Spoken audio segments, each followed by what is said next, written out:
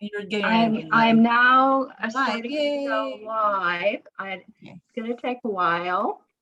I'm not even tweeting this, but if you want to, you can. Well, I'll share it on Facebook. Me and Twitter. I like Twitter, but I forget to log in because I have this problem where I have to. Yeah, that's okay. It's all right. This is fine. This is not one of our regular broadcasts. Sure. So we don't have to share it everywhere. For sure. Whoever. I totally see what you're saying, but I'll just wait till you've updated the description, I guess. Yeah, I guess I can. Okay, so edit video, and it says animals and nutrition again. My cat is so funny. It's like, pet me, but if I pet you 1 second too long, it's wild animal kingdom, and I get swapped, and I'm like, okay, should have seen it coming. I wasn't watching you carefully enough. Yeah, well, somebody just flew to me. I don't know if you can tell that or not. I was trying to find your channel, so I didn't get to see, like, okay, part of it all. Choosing your vocation and avocations. Okay, and again, I'm just trying to make it short so it won't take forever for me to do this. And it's going to be about hobby. Oh God, the tags. I'm just trying to get the tags right. Hobbies, painting, music, job, career, vocation, avocation. Do you think those are enough tags? Those are all really good ones. Like, yes, because people are searching for this. Okay, good. So okay, good. I can share it now. Yay. Okay. Can you see it there? Did I get it right? Yeah, you got it right. And now I'm gonna share it. Okay. Well, Summer just flew away. It's probably maybe me. I don't know. I don't know how accurate those watch times are. Maybe they thought we were talking about animals and nutrition again. Who knows? I don't know. Anyway, how are you doing, Aya? I am doing great.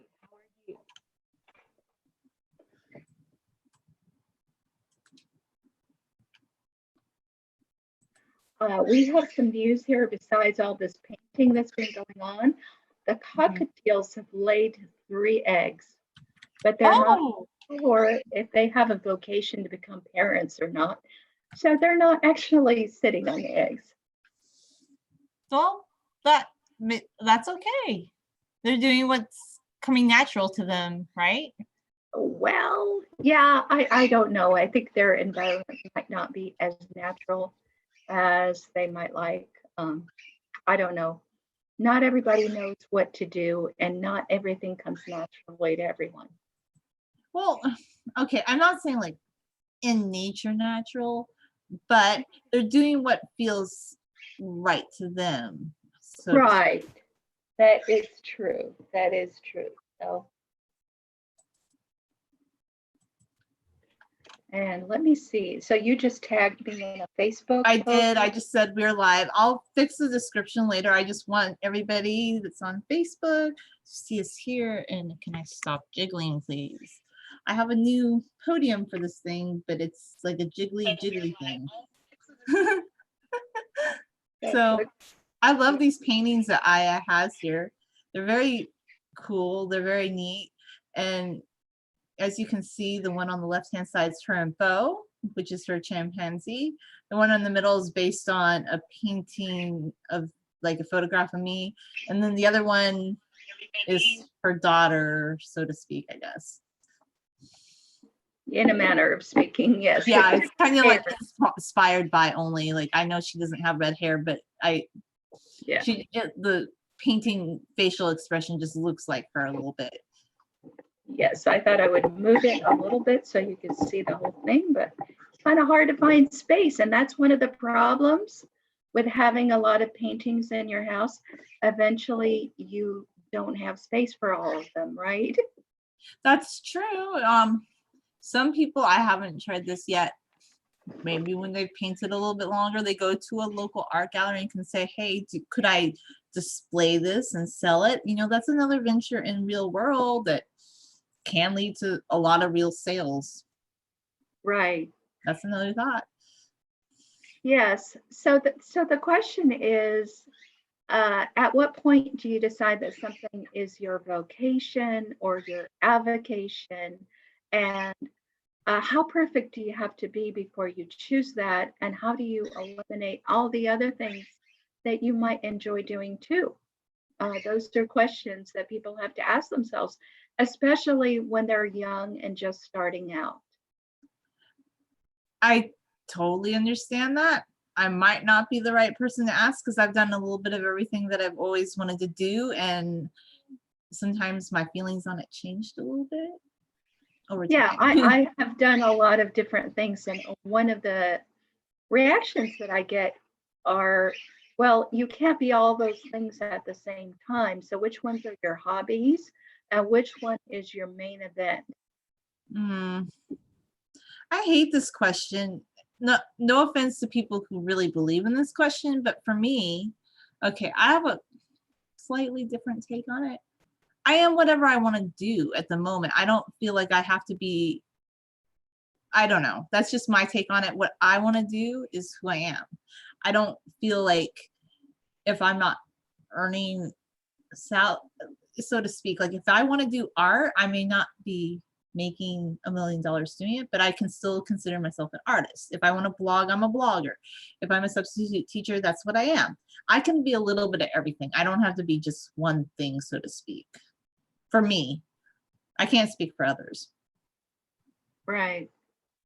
The thing is, sometimes we also want to be taken seriously. So being taken seriously can sometimes be that you're listed in a listing of authors or of local authors or of libertarian authors or Mhm. whatever. You know, I kind of want to be listed that way. Of course, definitely. As a primatologist, for instance, I mean, I would love to go to an international primatology convention and present my work. Um, but that definitely depends on whether my relationship with Bo is considered an appropriate one or not. So I was invited by by a primatologist of great renown to submit a paper to a part of a conference that she was hosting part of it, um, but it was under the aegis of a professional association, an international one of primatologists. And I submitted my work, and they told me I couldn't present because they classified Bo as a pet. And so, um, Mhm. they have research subjects, but they don't own them, and they're against private ownership. And that's what the whole thing was about. And Mhm. those people, they got a one-time fee out of me, and every year they tell me I can submit again, but I mean, I can't submit because what would be the point, right? So yet again, we have a group of people that are self-appointed experts, and because you don't meet a certain criteria, you're not considered part of the esteem. But that Well, doesn't I make mean, any they, sense. they they just they really do have a policy against private ownership, and all I would have to do is probably found my own company and say that the company owned Bo, but I Oh, think okay. that's very dangerous Oh, okay. because then I could lose control. I see what you're saying. Like I totally get it. I guess like they are experts in what they do. So I guess that's just the rules that you have to apply to if you want to be part of their organization, I suppose. Well, yeah, but I mean, that pretty much says that they're globally trying to control what kind of research is done with chimpanzees and whether people can enter on their own or not. Okay, and that's just one example. So there are Mhm. different ways why I am fenced in and cannot present my work in any reasonable way with Bo. Mhm. So then other people will come and say, "Oh well, don't worry your pretty little head about this. Just keep posting videos of Bo grooming your face, and we'll get very excited about that.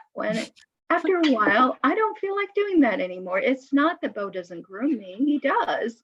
I just don't like the attitude. You know what I'm saying? No, you don't have to do anything that you don't want to do, of course. Like, they don't understand though. They don't understand what you're doing. They just like one aspect of what you're doing, and they're kind of addicted to seeing that at a particular time of day. So they want you to keep supplying that to them, so to speak. So that's what that's about. It's they don't really understand what Project Bow is. Well, yeah, that's the general public, and that's the problem when you're dealing with the general public. Okay. And then there's the problem when you deal with an expert. So uh, each a group of people presents their own special Mhm. problem communicating with them.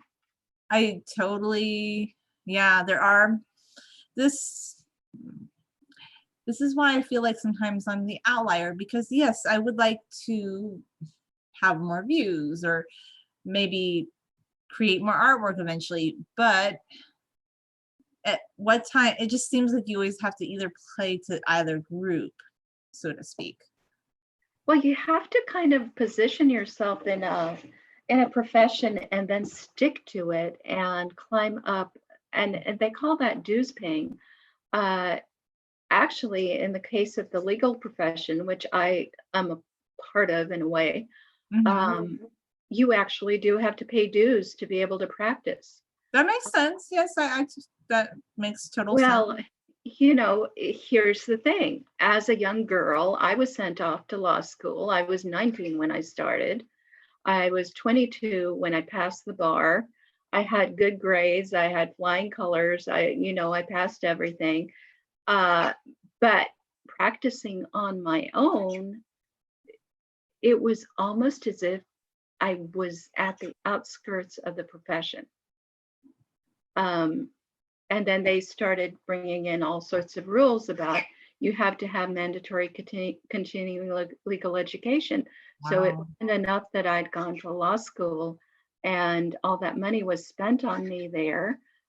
It wasn't enough that I paid bar dues every year, but then they wanted to steal my time and have me pay for the privilege of getting continuing education every year, which was time when I wasn't working. And it wasn't like I was being paid that much. That's So, tricky. That's really tricky. It makes it difficult for a young person entering that field to continue or advance, so to speak. well, I mean, all of that is the question is how do you do it? Where do you do it? Can you find a job? And are you the sort of person who, when you come in with these credentials, they will not, say, yeah, that's very nice you have these credentials, but you look like a little girl, so we don't want to hire you. Yeah, that's another thing. It's the whole like, oh, you don't look like who you are on paper. What is that supposed to mean? Yeah. So anyway, I did practice law in Texas for 9 years. And at the time, and I had clients who were not wealthy. And Mhm. some of the other lawyers in my town, I mean, one person said to me, but I guess he was speaking for them all, you're undercutting us. You should charge more. But I, Okay. you know, so the question is, does a profession have to place itself in a certain way? And is this one of the problems that, for instance, visual artists have, that they undercut each other? And that's why you have that story of the starving artist. You don't hear too much about the starving independent lawyer, but you hear a lot about starving artists. Um, You and definitely do. I feel like, does it go back to just like things that are essential versus things like art's beautiful, but do people need art to live? Whereas people get into legal squabbles, so they definitely need lawyers. Is that the difference, though? I guess like. I don't think that's a difference. Do you remember that I mean, that's kind of how my parents explained the situation to me Mhm. when I was younger. And they said, we know that you like art, we know that you like to write, but Mhm. do you have to do that for a living? Couldn't you just do that for fun after work? And earn your living this other way, which is something that other people find useful. Mhm. Okay, well, there are a couple of problems with that view, the question of what is useful. I spent 9 years doing divorces for people, and I didn't feel useful to society at all. I thought, what am I doing? And these people would come back to me and they'd want another divorce. Well, they found you very useful. They really enjoyed the service. It was just like, did you want to continue providing that Yeah, service? yeah, they Found you find it useful, but I didn't feel that I was, making a major contribution to the way I wanted the world to be. Of course. No, definitely. I totally see what you're saying. But I guess it's just a catch 22. Like, what do you want to spend your time doing? Something that makes you feel intrinsically useful, or something that other people value you for, which might not make you feel content with Yeah. it. So actually I've looked. I know more about the world than I did when I was 19 and I entered law school, and I do know that you don't have to be a world-renowned artist in order to make a living as an artist. For instance, in our area where I live right now, and you and I have interviewed her, Lainey Frick is a local artist, Mhm. and she's not necessarily nationally well known, although she's won juried art shows, and she has a niche in her community, and she is well known as an artist, and she makes a living as an artist. So it's not necessarily true that people don't need art on a very basic level. Mhm. People who open businesses need signs. People That's who want to do advertising need advertisements. Every year there's a local rodeo, and she usually paints an image that is used for that rodeo. There are a million and one things that she does, including she teaches painting. So I'm just saying that, putting that out there just to No, you're counter. right. I get what you're saying. I do totally get what you're saying. So there is a way you can launch yourself in that career. I guess it's just knowing where to be and what niches to fill. It also means that you have to be single-minded in your pursuit of this, which means you can't be saying, I'm going to be a lawyer today, and tomorrow I'm going to be a linguist, and the next day I'm going to be a primatologist, and oh, today I feel like painting. I mean, that's kind of what I do. So I'm not putting down somebody else when I say that. It's just, Because that's me. I'm like, I want to do everything. Like now all of a sudden I want to learn how to speak Arabic and maybe have you teach me Hebrew and then use what I learned in Arabic to understand Spanish. Like I feel like I want to learn that. Then I maybe want to get back to drawing. And then I don't know. Like I like to do a lot of things, but that might be a problem. right. So again, I understand that I'm not, a real quote unquote artist, and that I'm just learning, because even though this is very late in my life, I started out with a tiny talent, which I didn't develop. I didn't work on it. I Yeah, you worked on didn't other yeah, you things. didn't pursue that. Right, exactly.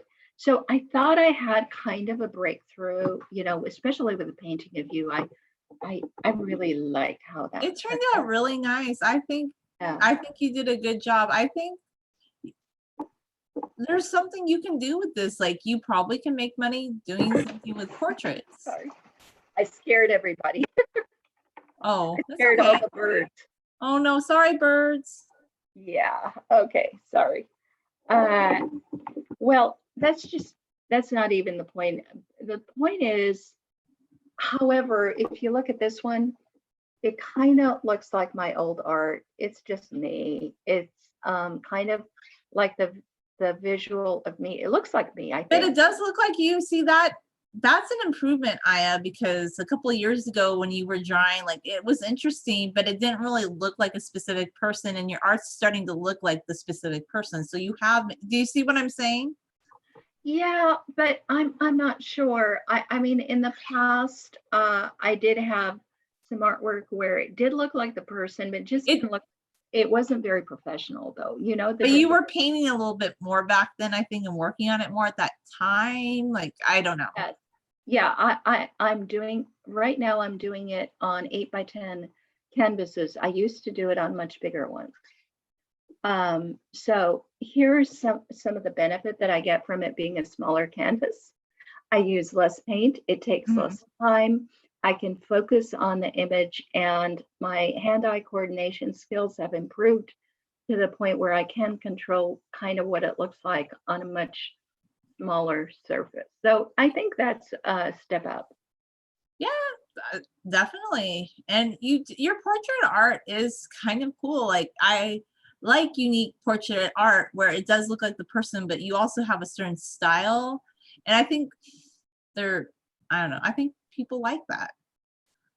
Right. But I mean, the way I'm looking at it right now is I don't even know what I would advise my younger self if I had to do it all over again. Do you see what I'm saying? And really, I would like this to be addressed to You're you a know, younger younger person. people who might be watching and wondering, what should I be? What is my vocation? What is just a hobby? And what is the real thing, you know? That's a good question. Maybe we need to stop calling our hobbies and become more invested in what we're doing and take it more seriously on our own. Perhaps is that Well, I mean, uh, that's a possibility. And it really depends on what, you know, what talents you're given and what talents you feel drawn to pursue. I mean, because everybody's got some talent, and then there's training, there's skill, there's yeah. experience. All of that is Yeah. a With the uh, art thing, like you, I was getting really into it for a while and then I stopped and now it's just really hard to get back into it. And I know that's a bad excuse, but I don't know. I was starting to make some progress when I was really getting into it. I'd have to get back into it. well, here's what I wonder about sometimes is it really, I mean, did you really stop feeling like painting or drawing or whatever, doing the art? Um, or were you discouraged by the results that you saw or the social reactions that you Actually, my last drawing, I was amazed by it. I was really happy with it. That wasn't what stopped me. It was just things in life stopped me. That was it. And it's not a good excuse. But I'm not really fast. Like I'm not good at doing something quickly. That's another thing too. I want it to look a certain way and it takes me a long time. Like I can't produce something quickly. So I think that was another discouragement that you have to have a quick time investment for these things. And I don't do that. Yeah, well, I mean, you know, I wrote novels, you know, kind of changing the subject there, but I wrote novels and it wasn't a quick investment at all. It was years and years and years Hmm. before I completed a novel. And a lot of those years were not even spent, you know, sitting and writing.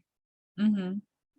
They were spent sort of in my head, living those experiences, thoughts, whatever, until I was ready to write it down. And I would say it took me about a decade for each one of the novels that I wrote, even though it may not look that way in terms of publication dates, you know. No, I know what you're saying. So I actually wrote something once. I guess it could be a novel, but I wouldn't ever publish it because it didn't really have a plot. Like whereas your novels have defined characters and plot. Like I had a lot of different ideas. Like I thought, oh, I would like to write a story. So I did that and I wasn't satisfied with the result. Whereas your novels are actually very interesting with well developed characters. And I think they just need an audience, really. Well, yeah, that's the sticking point though. The question is, do I not have an audience because I haven't found a way to get to them, or do I not have an audience because there isn't an audience for that particular genre or subject matter or whatever? You know, The that's Our Lady of Kaifeng, oh my gosh, it's really good. Like, I think people just need to discover it. And it's a little difficult sometimes if you don't have an agent or you don't have this like presence where you can promote that because I really love the characters in that book a lot. well, thank you. That's my favorite of all your Uh-huh. books that you read. I really love Our Lady of Kaifeng. Like, it's good. It's my most mature work. It's I don't think I don't know whether it's the best because it might be too mature. Um, Vacuum County is probably the one that should have appeal to the widest audience. Mhm. Theodosia and the Pirates was, I thought would appeal, but apparently didn't. I don't know.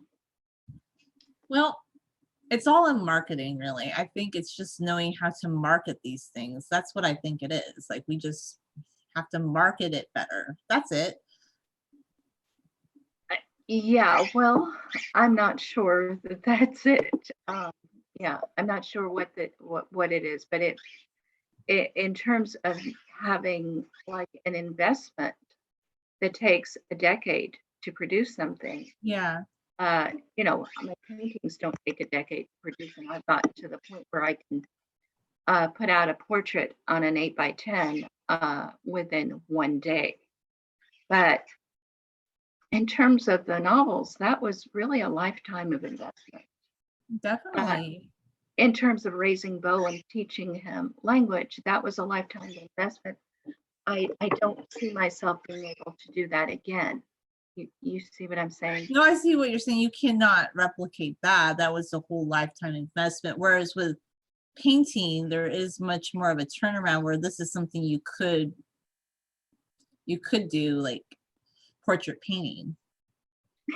Yes, but listen, I mean, I've seen what's available, and there's also the issue of the competition. There are other people who are certainly a lot better at this. So then there's the question of, should you look at the other people and just be honest with yourself and say, look, mine is nice. You can sort of tell who it is, but see the artistry in those other ones, and maybe just do it for your own fun. But the moment you start thinking, I'm just doing it for my own fun, is when it stops being Yeah, fun. it becomes a psychological trap, so we don't want to do that. We want to look for a market for it. And I know we say like we shouldn't think about the market, but at the end of the day, we have to think about the market and how we can market these things to an audience who hasn't seen it, but probably didn't know that they were looking for it. Do you know what I think that's the trick. That's what I think. I could be wrong, but that's what I think. Okay, well, I mean, do we have any comments or questions about this? Let me look and see. I haven't seen any comments yet, but that doesn't mean people won't comment later. But anyway, I mean, that's just my take, because, well, let me speak from my own experience. When I was doing the art more with Zazzle, I was actually starting to sell things internationally quite a bit. I wasn't. Oh, okay. Yeah, I have had like 30 sales of my artwork. Like, well, it's reprints of my artwork, but I was starting to do really well. But I just don't have a high turnaround, you see. But if I got back into that, I feel that I could, especially with cat art. I feel pretty confident. I just actually have to do it. And I know like I'm being repetitious, but I actually just have to start drawing again or painting again. And I do know I might not. I mean, I don't know if I'm going to do juried art or anything like that, but I do see a market for certain things that I create. I just actually have to get back into the promotion of it, so to speak. Okay, well, let me also talk to you about this. I don't think it's necessary to create a lot of things to sell, especially when we're doing print on demand. Mm-hmm. One of the reasons that I was thinking of maybe doing one of these paintings once a week because you actually get better as you progress. Definitely. So it would be kind of almost like a school thing. Instead of going to art school, I could teach myself to do better. Of course, definitely. But in reality, if you are going to have some kind of work, I don't, which is going to appeal to the public. You could have just one painting, one drawing, one whatever. And if it got very, very popular, you could live off of that. you know, and you could have a reputation, you know, like the Mona Lisa, whatever. You could have a reputation on one painting. Mhm. Do you see what I'm saying? No, I see what you're saying. Like, definitely, you can have a reputation off one painting if it's totally feasible. Yes, definitely. You shouldn't just create more. You need to have that one piece that speaks to others. The reason most of us do create a great deal more than that is because we're not sure that what we've done is that one piece yet. And so we create another one and another one And and another another one. one. Yeah, but then and I was reading an article about this, then you get into later on in life, you might be 90 something years old. You might have had a good run of life. Maybe you even sold a few of your paintings or whatever. Maybe you had an art show here or there or whatever. So you didn't stay home all the time and just paint, but you painted a lot more than you sold. Your house is full to the brim with canvases, and your relatives come in to survey what you left them, and Mhm. what you left them is a mess. And I don't want to do that either, you know? No, I see what you're saying. Like, you want to have a legacy that is valuable to showing what you created, so to speak. Whether it be with writing and art. Right. So, yeah, you don't want to have like a house full of paper manuscripts that never sold or books that never sold. You don't want to have a house full of, oh, I don't know, music that you wrote if you're a composer that you never sold. Um, what you would rather have is those pieces that people really value, Mhm. and being able, you know, to sell those possibly on demand to somebody who really appreciates them. Yeah, I think that would be ideal. That would be the ideal. So I guess it just depends on how do we create that reality is my question. Yeah, I don't know. There are people, you know, I'm not young, and there are people just now starting out and they're doing all of their artwork on their computer. There are no canvases. They create the artwork on the computer. And Mhm. so that's a lot less cluttered. Um, and I suppose even if you do it the way I do, which is the old fashioned way I paint, uh, what you could do is say, okay, I'm going to create an 8 by 10 canvas uh, every week, but it's going to be on the same canvas. I'm going to take a picture of it and then I'm going to paint over it. But right now, I'm too emotionally attached to be able to do that.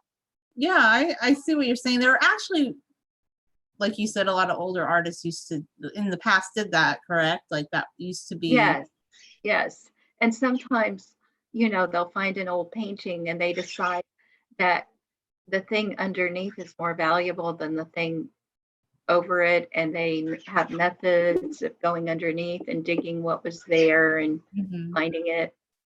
Um, but emotionally, I'm not quite ready to do it that way, you know? Oh no, definitely not. And I don't think you have to do that right now, but maybe if you want to do that later, you could. There used to be a YouTube channel. It was a decade ago that I saw it, but this man, and once a week he did that. He would paint a new painting over his last painting on a canvas.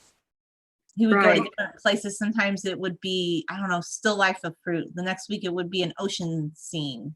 It was kind of interesting, but I never watched the channel again, but I suppose he's still doing that perhaps. Okay. Well, that is interesting. I haven't come across that particular one. But there are a lot of really great art channels out there. Hmm. But it was 10 years ago. There's a lot of really popular, good YouTube channels that I saw a decade ago that were pretty big at the onset of YouTube, and they're obsolete at this point. People don't watch them anymore. Like Happy Slip, like she was funny. She was one of the first YouTubers I saw, and she used to be like the big YouTuber, but I don't think anybody really watches her channel anymore. She just had a lot of witty things to say about growing up as a Filipina in America, but I haven't heard of her channel in a very long time. Yeah. The truth is that I wasn't aware of what was going on YouTube. I was on YouTube for years, and I was just supplementing my articles with videos, and I wasn't really watching that many other YouTubers. Well, I used to watch YouTube to get some ideas just for art projects. I used to post a lot of little art videos on YouTube. Some of them I thought were pretty good. I'm proud of them. I'm really happy that I created them, and they're still on YouTube if anybody ever wanted to view them. I came across one of yours. It was about transferring the cat drawing onto canvas. It was 32,000 views. That's not bad. It's not bad. It's pretty good. It didn't get, like, I'm going to be honest with you. I think some of the videos I've created, they're just as good as things that are trending. I don't want to sound like I'm super inflated in my ego, but I think they just didn't find their audience, but that's just my take on it, you know? Right. So the question is how to whittle down what it is that you're going to do, and how to maintain it, and how to deal with the issue of vocation versus avocation. That's a good question. So how do you think people navigate these tricky waters, so to speak? Well, some people just think that you have to brand yourself differently for each thing that you do. So I was advised that I should start a different Instagram, and it's going to be called Aya's Art. And I should put all my art there and pretend that I'm not anything but an artist, which is really hard for me to do. It's really hard to do. Okay, I tried that whole thing, like do a different Instagram. Like I've tried that. I don't know. It just doesn't seem to work for me, but maybe other. Yeah, I don't think I want to do that because I'm only one person. I can't pretend I'm 17 different people. When I'm doing one thing, I don't have time to do something else. No, you're doing that one thing. And I think just do the one thing that you want to do, that you're going to work on and turn into your vocation at this time and place, perhaps. Yeah, so all I did was I went to my usual Instagram, which says that let me read you what my bio says on this Instagram. I can find it. So I'm a mother of a Missouri State University junior. I'm an 8th language researcher. I'm a libertarian author, and it has my author page. But today I changed the profile picture to this. I like it. Maybe keep it that. What's wrong with that? It's cool. It's you and Bo, and you're painting a bow. That could be your guys' new YouTube profile too. Yeah, the other thing is that, I've watched some YouTuber artists talking about what to do to get an Instagram following. And apparently you're supposed to just sort of woo other Instagram artists and comment on their posts. But I mean, if it's just artist to artist, that's not going to work. I think what you want to do is you just have to produce the things that I think it's coming down to marketing once again, because do the people that get acclaim in their fields, are they going out and doing that all the time? Like there are people that get a following right away and they're not doing that. They just have a built-in following because people are interested in what they're doing, so to speak. That's the trick. But I also wanted to talk about how maybe not to compliment artists. I'll start with a story of how I put my foot in my mouth, okay? Okay. Years ago, I've always been interested in art and not, I like to draw. I recognize that I'm not a great artist or anything like that. But I know you like art. Didn't you go on a trip to Paris once and see a lot of museums too?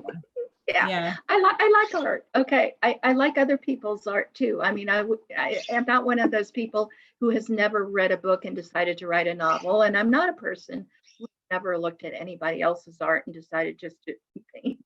I'm not like that. And I appreciate other arts. But anyway, I went to this was years and years ago, I went to a science fiction convention, which was something I was interested in. And I looked, and there was a dealer's room is what they called it, where you could buy things. Mhm. And there were artists in the dealer's room, and some of them were excellent. They were really, really good. And at the time, I was an Avon fan from Blake Seven. It's the BBC series. But anyway, so I saw this beautiful, beautiful painting of Avon, and I was drawn to it, and I wanted to talk to the artist, because I thought it was great that she was able to do that. And by the way, at that time, that there was no way that my art could even remotely compare to hers. And I didn't think that at all. I wasn't like that. I just complimented her and I said, "Oh, that's so beautiful." And then I asked, "Are you an Avon fan?" And she kind of, "No, I'm not an Avon. Are you a Blake Seven fan?" "No, I don't like that." And I said, "Oh, okay. All right. I guess you just thought Paul Darrow, that's the actor who plays Avon. I guess you just enjoy the way he looks or painting his face or whatever." I just, I was trying to be positive, but I wasn't doing it right. I wasn't there to attack this lady, but she said, "No, actually, I don't find him very interesting at all." Oh. I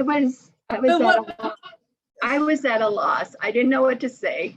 So, and she said, "Look, I'm here because I want to sell my paintings." So I knew this was going to be popular. So I painted it. And I just laughed and I said, "Oh, so you're prostituting your art," which I should not have said, clearly. It's kind of funny though. Like, you're honest, like, I don't know. It's a little too Middle Eastern, I think, for Americans. I love it. I love it. So mad at me. It's okay though, because you're just honest. Like, there's nothing, I mean, I don't think you meant any harm. You were just being honest, but people don't like that, I guess. Yeah, right. People don't like that. But, now looking at it from the other point of view, I guess that was stupid of me to assume that just because I liked her painting, that I would understand why she painted it, Yeah. So, yeah. But then again, not to offend anyone, why is it that people only do something if they think it's popular, but they don't feel invested in it? That's another good question. Okay, this woman, I mean, I kind of got to know her a little bit better later on, and she was extremely sentimental. Mm-hmm. And her favorite show was Beauty and the Beast. Do you know that the show on television at the time? Oh, back in the 80s? Yeah, that one, right? Was her name Linda Hamilton? I don't remember. It's the same woman who was in Terminator. She played the mother of this Messiah person. Oh, yeah, I know who we're talking about. It's been a while. I'd have to look at all these people up. Okay, so Beauty and the Beast was an extremely sentimental show. Years later, I showed it to Bo. And at first, Bo really liked it. He really identified with it because there was this guy with a disfigured, he basically was the beast. And this beautiful woman, and she fell in love with him and blah, blah, blah. But after a while, Bo didn't want to watch it anymore. And I asked him why, and he said, "It's not real." He said, "It's not real." Because, he was watching it at first and he was thinking, yeah, a woman like that could fall in love with me and blah, blah, blah. And then he realized, no, that's a guy in a costume and none of that is real. That's cute. Well, anyway, I guess that doesn't really explain about the artist, but anyway, she was extremely sentimental. She believed in, I don't know, fairies and puppy love and Blake Seven was the show that had a little bit of a black, darker side to it. Yeah, a And little bit more ironic than maybe what she would enjoy. I don't know. right, but she didn't really have to paint something that didn't move her. She could paint what she wanted, and That's probably okay. That's what I'm trying to say. Okay, you could still paint something that's popular, but it doesn't have to be a genre you don't identify with at all. Like right. that to me is a little disconcerting. So I don't really fault younger Aya for asking her that, honestly. Okay. I don't. I'm sorry. Like it's kind of funny and people, I don't know. I've probably been in similar situations where I'm a nice person, but maybe I'm too honest sometimes and it just came out. I'm like, wasn't trying to offend somebody, but things like that just kind of humor me, so to speak. I don't know. Yeah, so I try not to hurt anybody's feelings when I'm looking at their art. I usually admire it very much, but I don't always know the right thing to say. But I think one of the things that we have to be careful about is not to ask them why they painted it. I Because guess so. Yeah, we don't want to ask them that. Like people will be offended.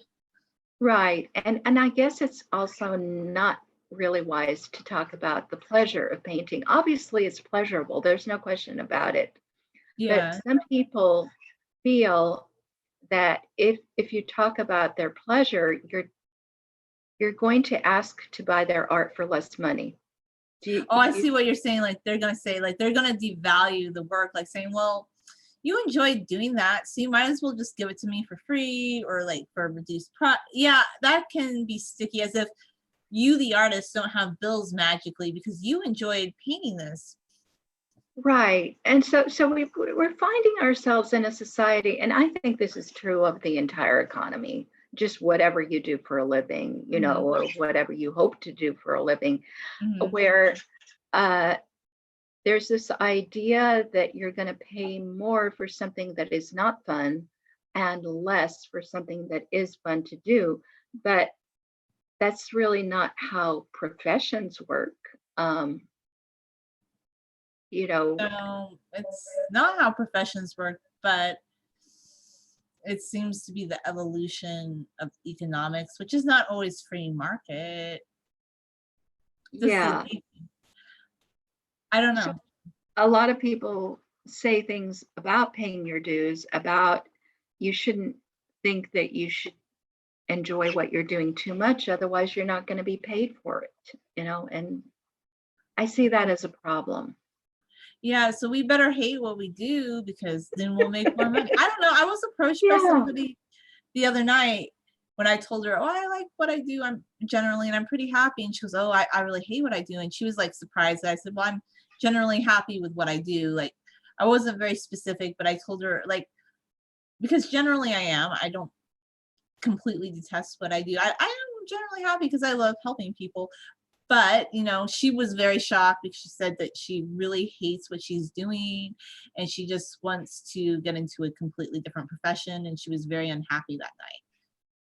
Yeah, and it doesn't matter what you're doing, you can have that attitude. I mean, you could be a stay-at-home mom, and if you don't watch it, you're going to start hating what you do, and which is really bad for your kids, right? Yeah, it's not good. It's not good. I think that's where you have to tweak your mindset. You have to think, well, what can I do differently? I don't know. I like, what can we do differently? Yeah, no, it's just we have to remember that our life is our life.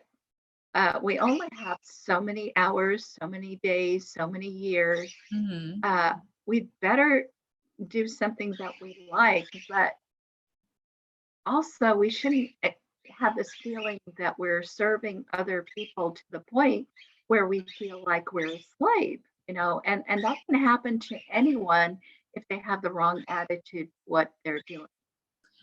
That's a good point. And we shouldn't devalue what someone does and think that they don't expect to earn a living doing that just because, oh, it's art or oh, it's writing. That's very despicable in a way, really. Right. And anything that somebody's parent told them, nobody can make a living doing that. There's somebody out there making a living doing that.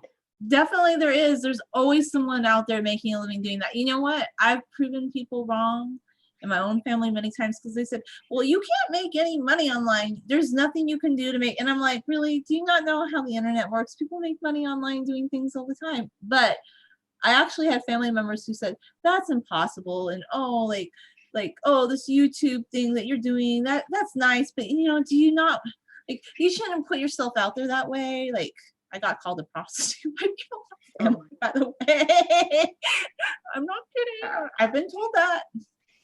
Oh my goodness. So like, I don't know, like maybe in a way they view it that way. I don't really care. I'm doing what I want to do and I'm making myself happy. And I just want to. Sure, absolutely. And yeah, and I guess the thing that I said about prostituting, you're right, you could say that about anything. Anything. And it doesn't matter. And it shouldn't be offensive. Why are we, okay. Here's another thing. Why are we always so offended? Like I'm sensitive, but why are we always so offended by things that are just genuine curiosity? Like why would that offend somebody? Like, I don't know. Yeah, but I mean, as long as we don't do anything that we feel bad about, as long as we enjoy what we're doing, it really doesn't matter what anybody else thinks, right? That's true, but then I guess the trick is we have to make money, like doing Yeah, things we for a do have living. to have people who enjoy what we do. Yeah. The sticking point is when they don't understand what we do and they misunderstand it and they think it's something that it's not. Yeah. Well, I've just learned that I don't, if I want to do something like I want to work on my YouTube this year and I'm going to start drawing and painting it. I know I keep saying that. I know I keep Good. saying that, but I'm going to do it. Like I just need to start doing it. Yeah, well, maybe we can draw together sometime. We could just have like a drawing hour or something. And Yeah, I think that's where I need to start. I just need to start. Like that's been my sticking point. that's something we could do if you wanted to, if you really wanted to. We could occasionally, maybe not once a week, but maybe once a month or once every 3 months. Okay.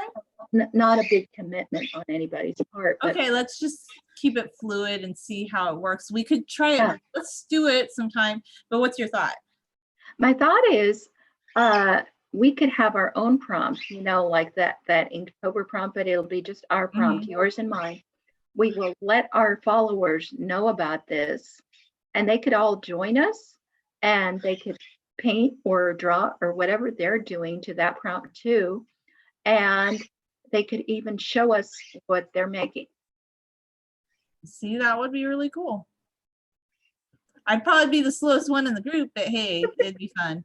Like it takes me hours to get things to look the way I want, but it'd be cool. Yeah. We could give ourselves a sort of a head start. How about that?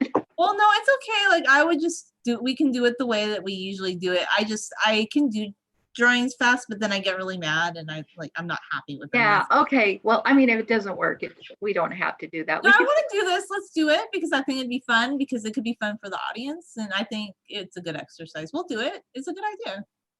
Well, I'm trying to develop this channel. This is my secondary channel. It's also not the Inverted A channel. So I actually have 3 YouTube channels. Yeah, you definitely do. And I was trying to see whether I could develop this one a little bit more in the art area. But we could invite people from all our channels to do this and maybe have it more interactive. Definitely. And this is for people over the age of 13 because you have to be absolutely. I just want to let YouTube know that art is for people over the age of 13 because adults are talking about art and vocation. See? Right. Absolutely. Nobody under the age of 13 can possibly know what they want to do with their life. Yeah. So, I just want to throw that out there since YouTube might not understand that. That was it. Okay. Yeah, absolutely. None of my viewers, you know what? I went into analytics and apparently none of my viewers are under the age of 13. In fact, it's impossible for them to be. Yeah, it's impossible to be a viewer. So at this point, if you have a viewer that's under the age of 13, it's because their parent gave them the consent to watch it on their own channel. So then that's the parent's problem, not ours. Well, depending on how the FTC sees it. But anyway. I guess, but whatever, FTC. But okay. Okay, anyway, I have all of this marked as not intended for children. Any children who would be watching should definitely just close their eyes. Yeah, just don't look at, don't see me. I don't exist. Okay, well, Julia, it was nice talking to you. I think we hashed out a few things, but we might still want to talk about this some other time. However, tonight on my main channel, our guest is going to be Kate Gladstone, and she's going to talk about hand-eye coordination issues with handwriting, and maybe she'll give me some tips about how to get Bo to write legibly. And this is really a tie-in for all of Aya's Bo fans, because if you're really a Bo fan, I think you'll watch it. All right, so we'll see you then, and it'll be at 8:45 p.m. Central Time. And what time Pacific Time will it be, Julia? It'll be 6:45 Pacific Time. Okay, on the other channel. Okay. All right. Thanks for meeting with me and having this conversation, Julia. Yeah, this was fun. Have a nice afternoon, Aya. You too. Bye.